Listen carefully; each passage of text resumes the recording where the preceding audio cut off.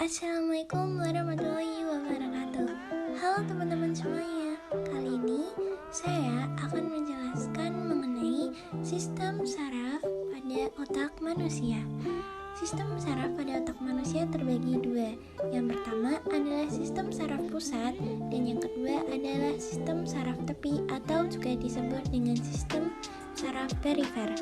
Untuk memenuhi tugas neuropsikologi kali ini, saya akan menjelaskan mengenai sistem saraf tepi atau sistem saraf perifer. Sebelumnya, perkenalkan diri saya. Nama saya Hejifa Fairuski Isani dengan NIM 43020020058 dari kelas Neuropsikologi 6D. Memenuhi tugas neuropsikologi 6D yang diampu oleh Bu Alfa Abdillah LPSI.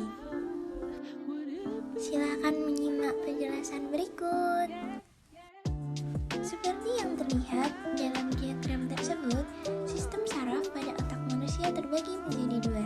Yang pertama adalah sistem saraf pusat dan yang kedua adalah sistem saraf perifer. Pada sistem saraf pusat berada pada otak dan sumsum tulang belakang manusia. Sedangkan saraf perifer adalah bagian dari saraf pusat yang menyambungkan sistem saraf pusat ke seluruh bagian tubuh manusia. Saraf perifer adalah sistem saraf yang merupakan salah satu divisi dari sistem saraf pusat. Fungsinya untuk mengirimkan informasi dari otak pusat ke bagian tubuh lainnya. Atau dengan kata lain, sistem saraf perifer terdiri dari saraf dan neuron yang menghubungkan sistem saraf ke berbagai bagian tubuh yang memungkinkan otak untuk berkomunikasi dengan semua area tubuh yang kita miliki. Sistem saraf perifer sendiri memiliki dua divisi terpisah, dikenal sebagai saraf somatik yang bertanggung jawab untuk mengendalikan otot-otot sadar, dan sistem saraf otonom yang bertanggung jawab untuk mengendalikan otot yang tidak sadar. Selanjutnya, saya akan menjelaskan tentang neuron dalam sistem saraf perifer. Ada dua jenis neuron dalam sistem saraf perifer yang dikenal sebagai neuron sensorik dan neuron motorik. Dan mereka mentransfer informasi melalui sinyal kimia dan listrik. Dalam neuron sensorik juga dikenal sebagai neuron aferen, bertanggung jawab untuk mengirimkan pesan dari tubuh ke sistem saraf. Sedangkan untuk neuron motorik sendiri dikenal sebagai neuron eferen, yaitu mengirim pesan dari otak ke berbagai bagian tubuh. Jadi kalau yang neuron sensorik itu mengirimkan pesan dari tubuh ke sistem saraf, sedangkan neuron motorik mengirimkan pesan dari otak ke berbagai bagian tubuh manusia. Nah, dalam sistem saraf somatik akan menerima pesan dari organ sensorik seperti mata, telinga, dan kulit dan bereply kembali ke sistem saraf pusat untuk diproses. Setelah otak menerima sinyal tersebut, kemudian mampu membuat pilihan tentang bagaimana hal itu menyebabkan tubuh untuk bereaksi. Jadi, semisalnya ketika kita mendapatkan respon berupa melihat sesuatu, respon tersebut akan dibawa menuju ke saraf sistem pusat, lalu akan diproses dan menerima sinyal kembali untuk melakukan hal yang kita lihat tadi. Sedangkan pada saraf otonom bertanggung jawab untuk komunikasi antara otak dan otot-otot tak sadar seperti organ-organ seperti jantung, paru-paru, dan kelenjar adrenal. Komunikasi dalam hal ini dari sistem saraf perifer mengontrol daerah tak sadar dalam tubuh dalam keadaan sadar pikiran. Contohnya seperti kita dalam bernafas. Dalam pembagian sistem saraf perifer terdapat 3 jenis bagian. Yang pertama adalah nervis spinalis. Nervis spinalis bisa juga disebut dengan saraf spinal. Yang kedua adalah nervi cranialis atau disebut juga dengan saraf kranial. Yang ketiga atau yang terakhir ada susunan saraf otonom.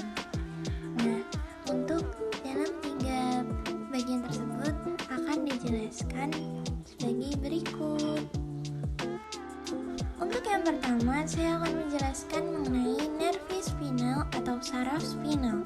Saraf spinal sendiri berasal dari sumsum tulang belakang yang terdiri dari 31 pasang. Mereka bertanggung jawab atas persarafan batang, tungkai atas, dan beberapa bagian kepala. Dari pasangan yang terdapat di saraf tulang belakang, 8 diantaranya adalah saraf serviks, bertanggung jawab untuk meninggalkan tulang belakang di daerah serviks. 12 adalah saraf toraks yang mengencangkan tulang belakang di daerah toraks. 5 dari saraf lumbal bertanggung jawab untuk menjaga tulang belakang di daerah lumbar. Sedangkan sepasang saraf tulang ekor lainnya bertanggung jawab untuk meninggalkan tulang belakang di daerah cokian. Selanjutnya adalah nervi cranialis atau disebut juga dengan saraf kranial. Saraf kranial sendiri terdiri dari 12 pasang yang menghubungkan dengan otak. Mereka diberi nama tertentu dan diberi nomor sesuai dengan angka Romawi. Mereka bertanggung jawab untuk menginervasi terutama struktur kepala dan leher dalam organ manusia. Inti tempat pasangan berasal terletak di bagian otak dalam kolom vertikal. Mereka sesuai dengan materi abu-abu di sumsum tulang belakang. Selain itu, saraf kranial dibagi menjadi aferen sensitif dan eferen motorik. Sensitif berasal dari neuron yang terletak di luar otak dan dikelompokkan bersama untuk membentuk ganglia. Nah, ini adalah saraf sensorik kranial beserta dengan penomorannya. Yang pertama ada saraf sensorik kranial Romawi 1, yaitu saraf penciuman. Romawi 2 adalah saraf optik, dan Romawi 8 adalah saraf vestibulococlear. Mereka memiliki kepekaan terhadap rangsangan seperti sensasi panas, terus cahaya yang silau, seperti itu. Nah, selanjutnya adalah saraf motorik kranial. Yang tadi kan sensorik, yang kedua adalah motorik. Di sisi lain mengirimkan informasi ke sistem saraf pusat, ke otot, dan ke lenjar. Mereka ini bertanggung jawab atas pergerakan mata, lidah, dan secara aksesori untuk pergerakan otot posterior dan posterior leher. Nah, mereka ini diromawikan seperti Romawi 3 saraf oculomotor, Romawi 4 saraf cochlear, dan Romawi 6 yaitu saraf abdusen, saraf aksesori, dan Romawi 12 saraf hipoglossus. Nah, untuk klarifikasi lain dari sistem kranial adalah saraf campuran. Mereka dibentuk oleh saraf motorik dan sensorik. Mereka adalah Romawi 5 triplet, Romawi 7 saraf wajah, Romawi 9 saraf glossoperigel, dan saraf 10 yaitu saraf vagus. Nah, itu adalah beberapa angka Romawi yang diberikan sesuai dengan 12 pasang saraf yang menghubungkan ke otak pada saraf kranial. Untuk pembagian sistem saraf ketiga yaitu ada di bagian saraf otonom. Dalam saraf otonom sendiri berfungsi untuk mengatur organ tubuh bagian dalam seperti jantung, paru, pankreas, ginjal, dan lain-lain. Sistem saraf otonom adalah bagian dari sistem saraf tepi yang mengatur lingkungan internal tubuh. Saraf otonom terdiri dari saraf aferen yang membawa sinyal sensorik dari organ internal ke saraf pusat, dan saraf eferen yang membawa sinyal motorik dari saraf pusat ke organ internal. Nah, di sini dijelaskan bahwa saraf otonom ini memiliki dua jenis. Yang pertama ada saraf simpatis, dan yang kedua adalah saraf parasimpatis. Untuk perbedaan di antara keduanya, saraf simpatis ini memproyeksikan dari saraf pusat di daerah lumbal atau bagian belakang dan toraks bagian dada dari sumsum tulang belakang. Sedangkan saraf parasimpatis adalah saraf yang menonjol dari otak dan sumsum tulang belakang manusia. Sebelum kita masuk ke fungsi dari sistem simpatis dan parasimpatis, pada dasarnya sistem saraf parasimpatik adalah saraf yang mengontrol homeostatis dan tubuh saat istirahat dan bertanggung jawab atas fungsi istirahat dan cerna pada tubuh. Sehingga ketika kita mengalami tidur ataupun mengalami istirahat badan, yang berfungsi adalah sistem saraf parasimpatik. Sedangkan sistem saraf simpatik mengontrol respon tubuh terhadap ancaman yang dirasakan dan bertanggung jawab atas respon lawan atau lari. Contohnya seperti kita melihat anjing dan kita takut terhadap anjing itu.